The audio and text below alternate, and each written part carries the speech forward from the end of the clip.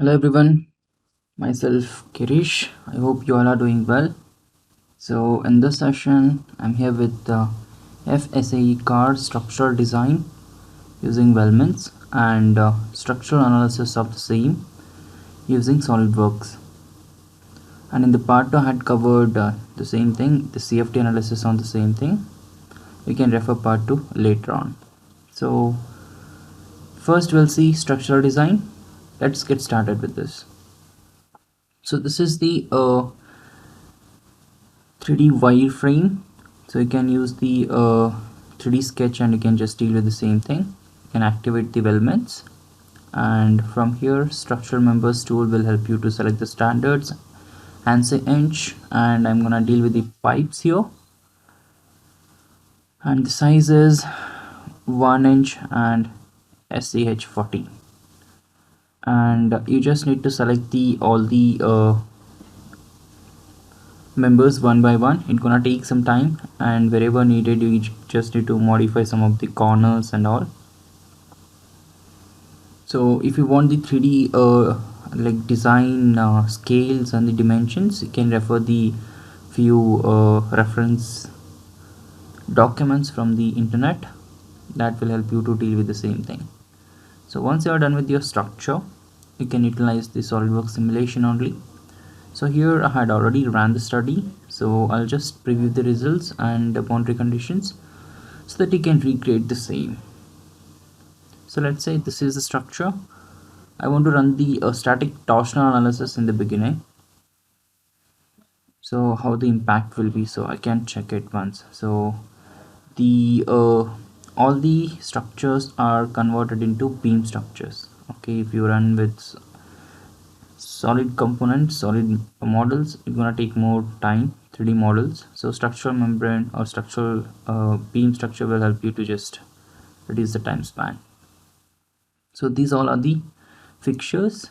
So once you convert these things into structural members, joints will be taken into account. Remember that these are all the corners, you can see purple points, these are all the joints, and this is the gravity towards downwards, and the force, the torsion towards downwards 300 Newton per item. In this sense, per joint I had applied 300 Newton. So same thing here, it is total 900 Newton downwards and 900 Newton upwards.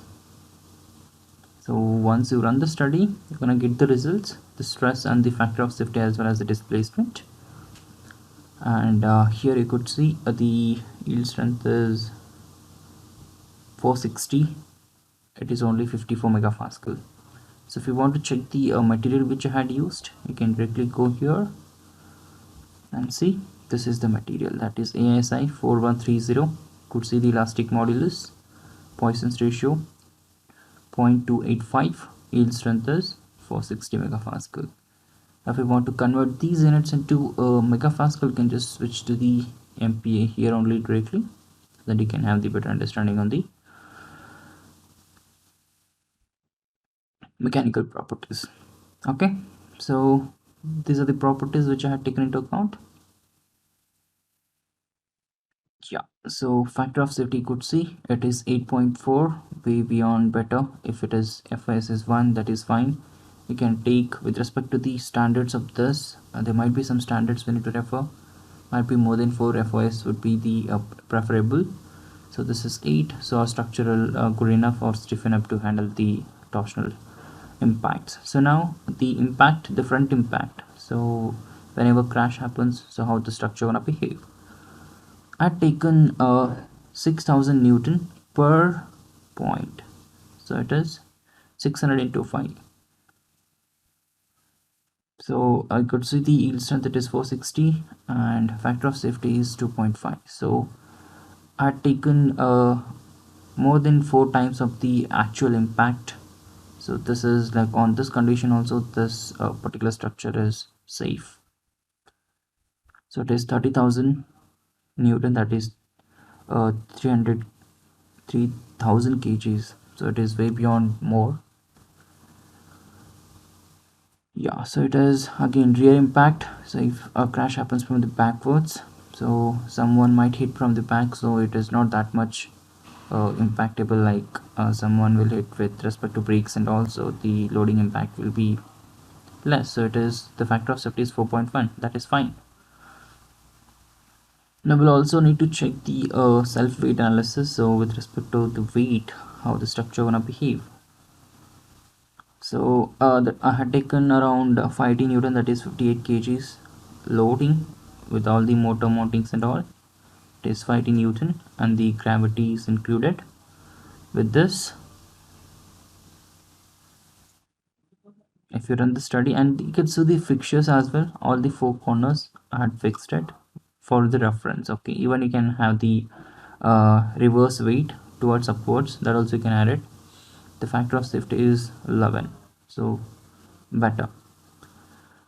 So I had also done the self weight test reverse direction, so you could see when it goes through the bumps and the road brakes, so the impact will be like this. So it is 24.9 megapascal and the structure is safe enough. It is more than 15. Great. And finally we need to do the non-linear analysis, so vibration test and all. So harmonic analysis and we can carry out, but I just need to find out here resonant frequency. Depending upon that you can carry out the next analysis. So I had fixed all the four corners where the wheel will be implemented, and according to that you could see the first four natural frequencies. So fourth one is 100 hertz and the fifth one is 110. So let us see, you can just check the modes of deformation. According to that you can judge which mode will be the practical one. So once I animate this is how it's gonna behave. This is also okay for us, means this might also happen. And the fourth mode, yeah, so this also is this will also the same thing. So I can consider the fourth mode is perfectly fine, means it is more favorable for the practical scenario. So 100 of 110 hertz is the resonating frequency. According to that you can carry out the explicit dynamics or harmonic analysis. Yeah, so that's all about this session. So I hope you got the clear-cut idea about the structural design of the same FSAE car body frame and the structural analysis on the same body. So these are the few boundary conditions you could able to take into account, and you can run the analysis to cross-check your design. Yep, so that's all about the session. Thank you guys, stay tuned, bye everyone.